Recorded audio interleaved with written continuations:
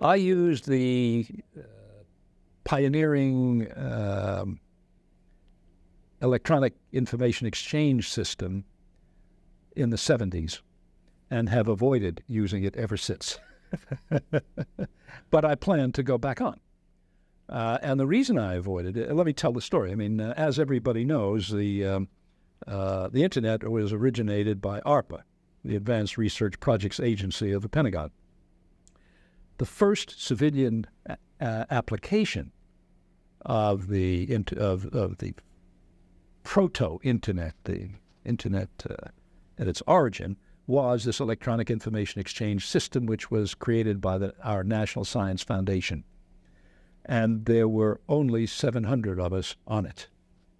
And if you left your machine on for the weekend, and you left your printer on, you returned to so much stuff you couldn't conceivably read it. Even then, in the mid-1970s, 20 years ago, even only 700 people on the system.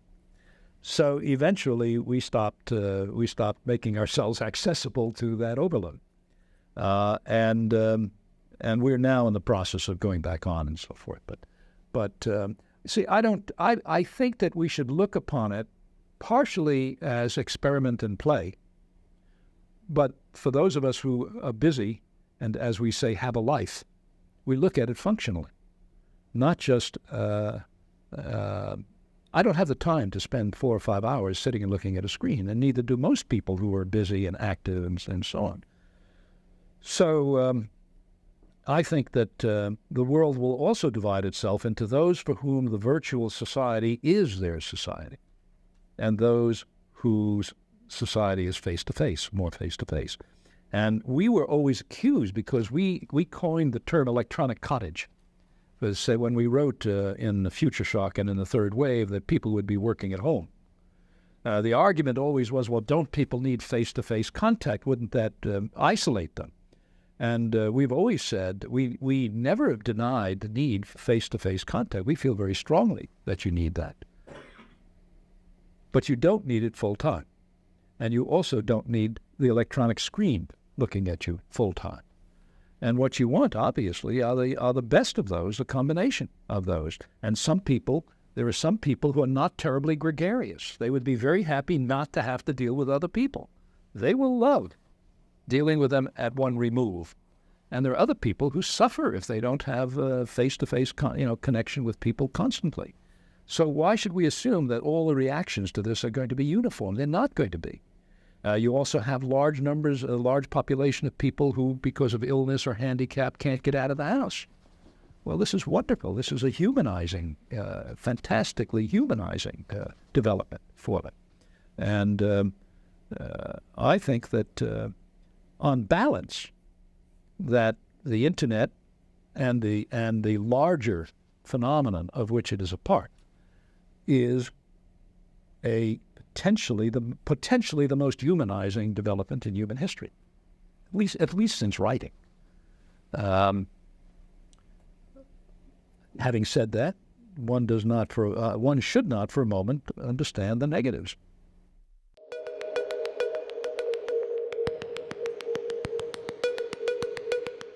Surely there's plenty of reason to suspect that a generation of bankers, the generation that sits at the top of the Barings companies of the world, are not very well familiar with the world populated by the so-called quants, the quantifiers, who are playing with very complex mathematically based systems. And so it would not surprise me if the people on top did not know or fully understand the implications of what their people were doing. In fact, that's the model that helps explain what's going on inside corporations generally, not just financial corporations. In a bureaucracy, the standard form of organization during the industrial era, there were bureaucracies in ancient China and the Middle East, and of course, but it was the Industrial Revolution that made the vertical hierarchical bureaucracy into the basic model for the entire society, not just for companies, but for school systems and for governments and for all kinds of institutions. There is a hidden secret inside every bureaucracy. And that's secret inside every bureaucratic hierarchy. That secret is that the men on top, usually men, not very often women, the men on top know more than the people at the bottom. Well, when the men on top, the argument was that information flows up from the bottom through level, echelon after echelon of assistant vice presidents and assistant and deputies and so on until it gets to the top, and then the top has the big picture, and they are better informed and understand the world better than the people at the bottom. When the people on top design an organization, when they say, we will have a marketing department, over here we will have an engineering department, over there we will have a manufacturing department, they are essentially determining the information structure of that company. This, and in effect, the marketing department becomes the library or database of all marketing relevant information. And the engineers have engineering information, and the other guys have something else. However, at the bottom, things are changing so rapidly, and the work itself is becoming so complex that the people on top no longer understand what is being done at the bottom, cannot keep up with it, and that is why the hierarchical lines are breaking down, and it is now increasingly possible for the person on top and the person on the bottom to communicate without going through all the intervening echelons, not because of democracy or ideology or altruism on the part of the bureaucratic managers, but that they can't get the work done in the old way. In the old way, you had compartmented information, and you had very clear reporting relationships up the hierarchy. Well, all those boundaries are now dissolving. We now know that if you want to get the job done, the people in this unit in the company have to be able to access information from that unit in the company. And when I worked in a foundry, a steel foundry, in Fondre, if the assembly line broke,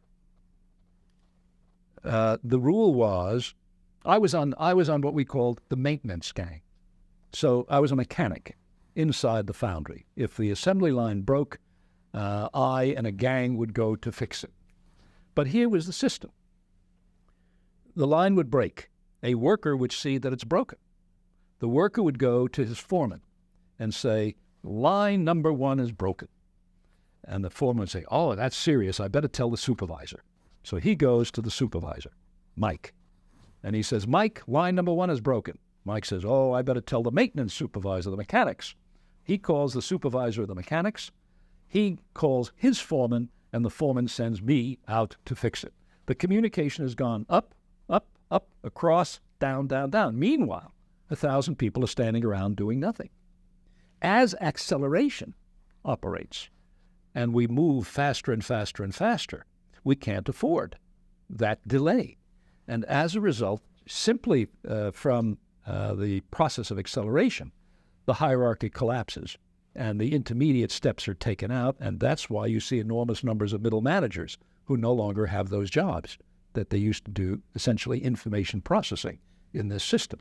And what you get are free-flow information systems, and the people on top now have to rely on the people down below because there is no way that they can stay informed quickly enough and adequately enough to fully understand what the problems are where the work is actually being done.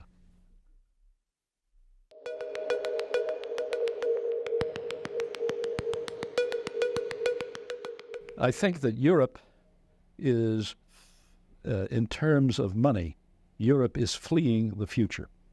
Europe is desperately, agonizingly trying to create a single currency, which has supposedly the advantage of eliminating currency risk from country to country.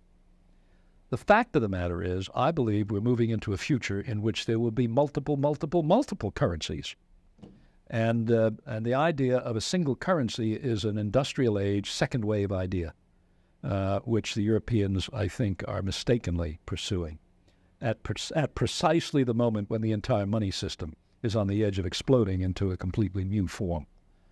And indeed, I believe that Europe has suffered greatly and is suffering now greatly from its 50-year refusal to appreciate the full significance of the third wave, the information age, call it what you like, the troisième vague, or the Germans don't like to call it the Dritte Welle because there's a broadcast channel with that name.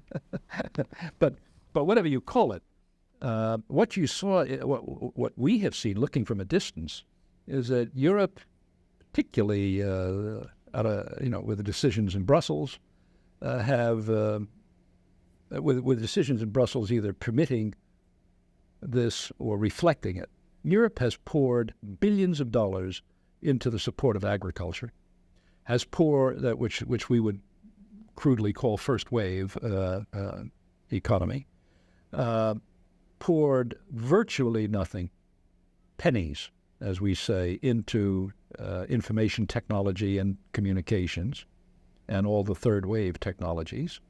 So what it has done is it has fed its first wave sector, starved its third wave sector, and its second wave jobs, its manufacturing, assembly line, mass production, smokestack jobs are going to Bangladesh and the various Bangladeshis of the world. This is why unemployment is twice as high in Germany and France and Europe in general than it is in the United States, and multiples of that compared with Japan. In fact, what Europe has been pursuing is a second wave strategy, trying to become the world's greatest industrial region at a time when, if you achieved that, you would already be in the past, because industrialism is not the future. It is attempting to use this fantastically powerful third wave technology in a second wave way. That's what happened again. If we go back to the history of the Industrial Revolution, because families used to work together in the fields in the first wave agrarian era, the first attempt to organize work in the factories continued that. The father or the grandfather would bring the entire family into the factory, and it would be, in effect, the labor contractor to the owner. But that turned out to be very inefficient because the kids had to be shackled to keep them working, and the old people couldn't keep up with the machines, and it was not the appropriate form of work for the technology of the era. If you continued to use that system, you would never be able to take full advantage of the technology of the time. That is exactly what these insurance companies and other kinds of companies are doing today. They're trying to use the computer as a brute force assembly line tool, when in fact the power of the computer and the power of the internet is that it makes it possible for you to completely reconceptualize work and reconceptualize your product, your organization, your systems, and make them infinitely more powerful and indeed profitable than they were before. Simply to put people to work doing this all day long and count how many times a minute. I did that in the factory 30 years ago. That's yesterday. That's not tomorrow. So I believe that the push for the single currency, which reflects the same kind of centralist, standardizing, harmonizing, homogenizing impulses that came out of the Industrial Revolution, and that in fact countries need more flexibility in terms of currency, need greater flexibility than the current arrangements make possible. And in the end, we will be using multiple kinds of currencies, monies, including special purpose monies. And what's really interesting about this and many other changes is that they take us back to a pre-industrial condition. In fact, prior to the Industrial Revolution, and indeed in the United States prior to about 1860, you had thousands of currencies in the country, and the country operated. And that was true in most parts of the world prior to the Industrial Revolution. It was the Industrial Revolution which standardized parts, homogenized people, massified the society that led to the state having a monopoly of currency, with one for each country, supposedly, and that monopoly is going to break. So we're moving into a much more complex world of monies, multiple monies.